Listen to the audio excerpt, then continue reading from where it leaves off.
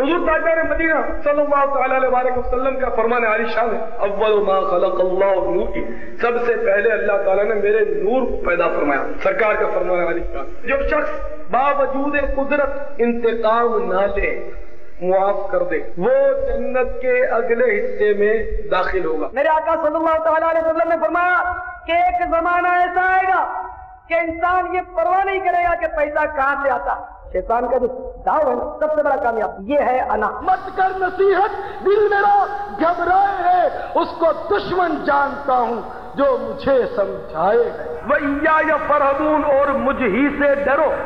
لیکن بدقسمتی سے ہم اللہ سے نہیں ڈرتے، باقی ہم ہر شے سے ڈرتے ہیں۔ خدا کے فضل سے ہم پر ہے سایہ غوث اعظم کا، ہمیں دونوں جہاں میں ہے سہارا غوث اعظم کا۔ دیکھیے امیر اہل سنت کا سنت بھرا بیان انگلش سب ٹائٹل اور اشاروں کی زبان کے ساتھ بروز بدھ مدینہ منورہ میں رات 7:15 بجے اور پاکستان میں رات 9:15 بجے مدنی چینل پر۔